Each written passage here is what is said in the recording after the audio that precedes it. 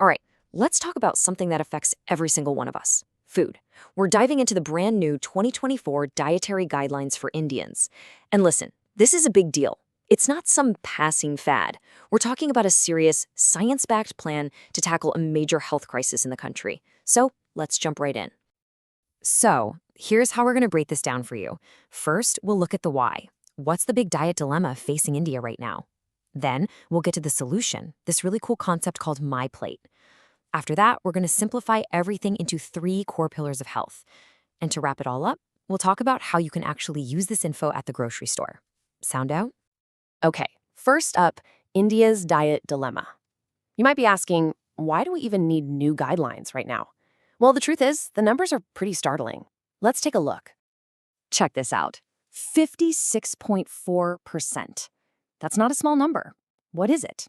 It's the percentage of all diseases in India that are directly linked to what we eat. I mean, think about that.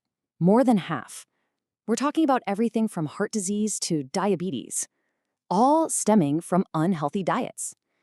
It's huge. And here's where it gets really tricky. India is dealing with something called a double burden. It's like a paradox. On one hand, you've got a serious problem with undernutrition. You can see here, 16% of men, almost 19% of women. But at the exact same time, we're seeing a huge rise in people who are overweight or obese, nearly a quarter of all adults. So we're fighting both battles at once. So what's the root of all this? Well, it really comes down to what our plates look like. Right now, they're completely lopsided. For most of us, cereals, rice and wheat, are taking up a massive 50 to 70% of our plate. That just crowds out all the other good stuff, the nutrient-rich pulses, veggies, and fruits that we desperately need more of. Okay, so that's the problem. It sounds a bit grim, I know, but the good news is there's a really simple and elegant solution proposed in these guidelines, and that brings us to Section 2, the My Plate solution. Before we see the My Plate visual, let's just quickly define what a balanced diet even is.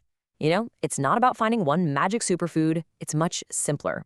It's about getting all the essentials, calories, protein, vitamins, you name it, by eating a variety of foods from different groups. That's the secret sauce right there, variety. And here it is. This is the My Plate concept. And honestly, it makes things so clear. Just picture your plate. Half of it, a full 50%, should be fruits and vegetables. Easy enough, right? The other half gets split down the middle. 1/4 for your cereals and millets, and the last quarter for your proteins and fats. Think pulses, nuts, dairy. Half, quarter, quarter. Super simple to visualize. Okay, so the visual is great, but what does that actually mean in terms of quantity? Well, the guidelines break it down for us. They're talking about 400 grams of veggies, 100 grams of fruit, 250 grams of cereals, and so on. Having these actual numbers makes it way easier to put this whole My Plate idea into practice when you're planning your meals. All right, we've got the My Plate idea down. Now, the full official report has 17 different guidelines, which can be a lot to remember. But don't worry, we can actually boil it all down to three simple, actionable ideas. Let's call them the 3 pillars of health.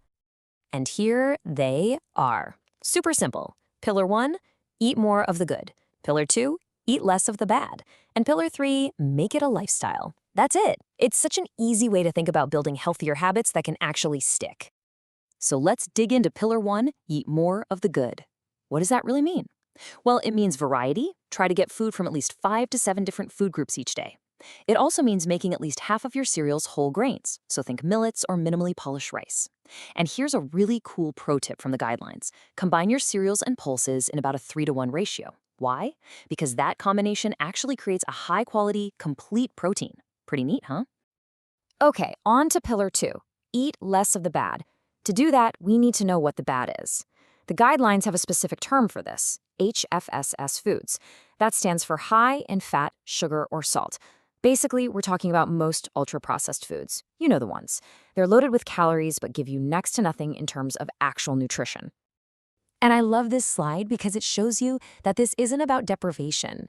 It's about making smart swaps. Instead of reaching for a deep-fried samosa, maybe go for some roasted snacks or sprouts. Instead of that sugary soda, how about some refreshing coconut water or buttermilk? And this is a big one. Eat the whole fruit instead of just drinking the juice. See? Small changes, big impact. And that brings us to our third and final pillar. Make it a lifestyle.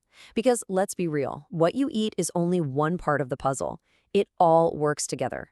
We're talking about getting active for 30 to 60 minutes a day, choosing healthier cooking methods like steaming instead of deep frying, drinking plenty of water, and this is crucial, getting enough sleep, about 6 to 8 hours a night. Okay, so we have the theory down. But how do we put this into practice when we're, I don't know, standing in the middle of a supermarket aisle? This is our final section, and it's all about empowering you to make informed choices. And your secret weapon? The nutrition label. And this quote right here is exactly why you have to be a detective. It says, "Fat-free does not mean calorie-free." Think about that.